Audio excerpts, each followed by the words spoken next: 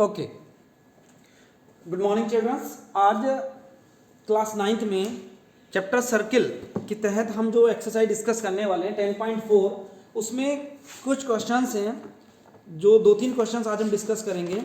आप देखिए question number 4, हम थर्ड एंड सेकंड को डिस्कस करेंगे। तो पहले मैं क्वेश्चन नंबर थर्ड को कर रहा हूँ, उसके बाद हम सेकंड को डिस्कस करेंगे। थोड़ा समझिए सर्किल में इसमें क्या कहा है। इसमें कहा है क्वेश्चन में if a line intersect if two equal chords of a circle intersect within the circle, two equal chord of a circle की दो chord हैं जो equal हैं, वो सर्किल के अंदर ही intersect कर रही हैं। तो वो कहता है कि prove that the line joining the point of intersection to the center makes equal angle with the chords, कि जो लाइन है line segment joining the intersection of the point of chords, ये जो लाइन बन रही है, यदि इस लाइन को हम सेंटर से ज्वाइन करें तो ये कहता है कि ये लाइन ये बना रही है इक्वल एंगल, ये यहां से इक्वल एंगल सबटेक्ट बना रही है विद द कॉर्ड। तो कॉर्ड ये है ना, ये वाली लाइन इस वाली कॉर्ड के साथ ये एंगल बना रही है और ये वाली लाइन इस वाली कॉर्ड के साथ ये एंगल बना रही है। इसको हमने 1 कंसीडर किया। तो हमें प्रूव क्या करना है, देखिए लिखा क्या है, chord A B, chord given है, chord A B equals to C D हमारे पास गिवन है, and angle 1 equals to angle 2 भी हमें ये प्रूव करना है कि 1 इक्वल्स टू 2 है। हमने कंस्ट्रक्शन में क्या किया, ड्रा ओ एक्स परपेंडिकुलर ड्रॉ किया हमने सी डी पे, एंड ओ वाई परपेंडिकुलर किया हमने ए बी पे। हमने इसको नेमिंग किया है, यहाँ से हमने परपेंडिकुलर ड्रॉ किया, इसको वाई नेम दिया, इस पे परपेंडिकुलर ड्रॉप किया, उसको एक्स नेम दिया, और ये जो पॉइंट है इसको हमने आर दिया, intersection point of the course. ठीक है बच्चा, ठीक है बेटा। तो अब हमें क्या करने हैं, बिल्कुल सिंपल सी पार्ट है। आपको यदि ये जो ट्रायंगल ये जो बने हैं दो ट्रायंगल, एक ऐसे ट्रायंगल अंदर जो ट्रायंगल बने हैं ये आपको दिखाई दे रहे हैं, इन दोनों ट्रायंगल्स के लिए आपको ये angle 1 equals to angle 2 prove करना है। तो इसको प्रूव करने के लिए आप इन दोनों ट्रायंगल्स को यदि आपने कॉन्ग्रुएंट प्रूव कर दिया तो आप बाय सिंपलिसिटी से you can write down this parts कि आर इक्वल। तो आप देखिए सबसे पहले ये पार्ट कॉमन है, सबको दिखाई दे रहा है कि O R equals to O R. फिर आप सोचिए, आपने ये जो लिखा है 90 डिग्री है, इसको एंगल को आपने 3 मान लीजिएगा और इसको आपने 4 कंसिडर किया, तो वो लिखा है angle 3 equals to 4 each 90 degree. और एक आप ये लिख सकते हैं कि ओ एक्स, ये वाली लाइन, ये ओ एक्स जो है, ये O X equals to O Y, क्योंकि equal chords are equidistance from the centre. ये आप पहले डिस्प्रूव कर चुके हैं इस वाली को। तो O X equals to O Y, 3 चीज प्रूव हो गई। तो देयरफॉर ये triangle this is O X R Y, O X R is congruent to O Y R, O X R या X O R equals to Y R by right angle hypotenuse and side से ये हमारा congruent हुआ। तो that's means अब आप लिख सकते हैं कि angle 1 equals to angle 2 by C P C. तो ये वाला पार्ट हमारे पास प्रूव हुआ। इतना इस क्वेश्चन में हमको प्रूव करना था, कोई ज्यादा कुछ प्रूव करने के लिए नहीं था इस क्वेश्चन में। चलिए एक क्वेश्चन और इसी की हेल्प से करते हैं, क्वेश्चन नंबर 2। उसमें क्या कहा है कि क्वेश्चन यही है कि इंटरसेक्ट कर रही हैं, बट उसमें एक बात कह दिया कि जो करस्पॉन्डिंग पार्ट है कॉर्ड्स के वो इक्वल है, corresponding parts of the chord are equal to each other. ये कहा है क्वेश्चन में कि if two equal chords are intersecting within the circle then prove that the corresponding parts of a chord are equal to each other. ये वाली बात हमको prove करने के लिए कहा गया क्वेश्चन नंबर 2 में।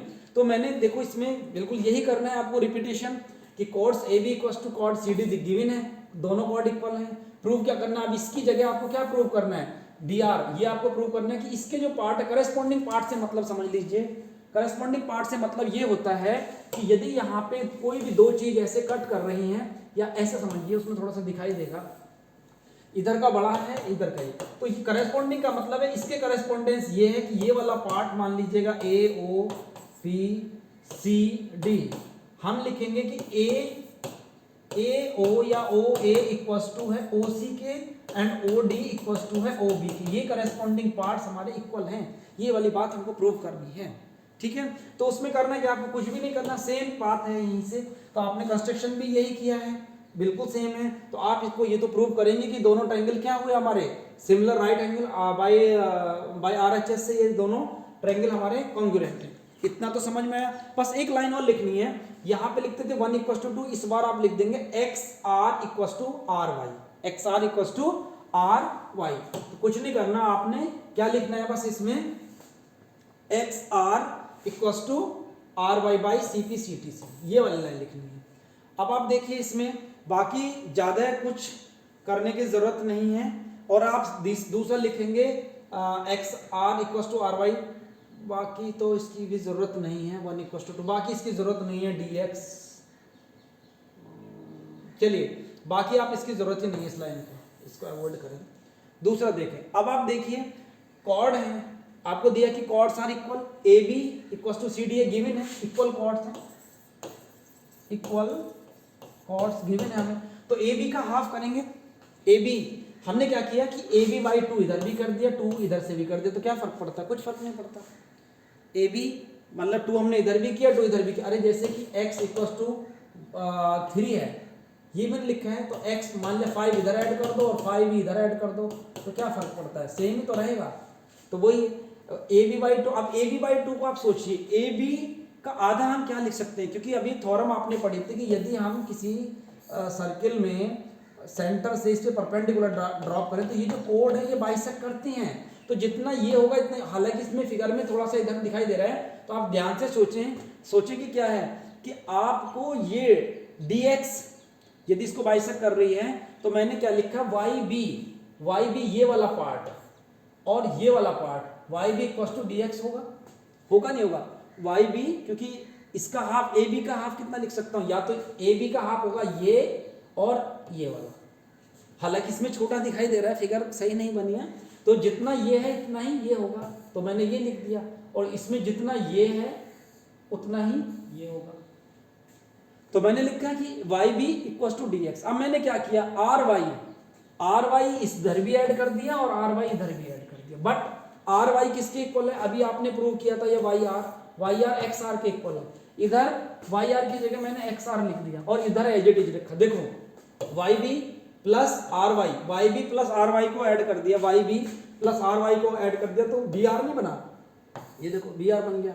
अब इसमें dx में एक्स आर को ऐड किया तो डी आर नहीं बन गया, इस वाली में इसको ऐड कर दिया, तो ये इतना वाला पोर्शन नहीं आ गया हमारे पास, तो ये डी आर हो गया, तो hence B R equal to D R, एक पार्ट प्रूव हो गया। सिमिलरली अभी दूसरा पार्ट नीचे वाला प्रूव करना, नीचे वाले में भी कुछ नहीं है, वही काम किया है, A B equal to C D है, तो ए बी का हाफ किया मैंने, A B by 2 C D by 2, अब की बार मैंने क्या लिया, नीचे वाला ले लिया, ए वाई ले लिया, इसका आधा यहां तक लिया ना मैंने, ए वाई ये वाला पोर्शन,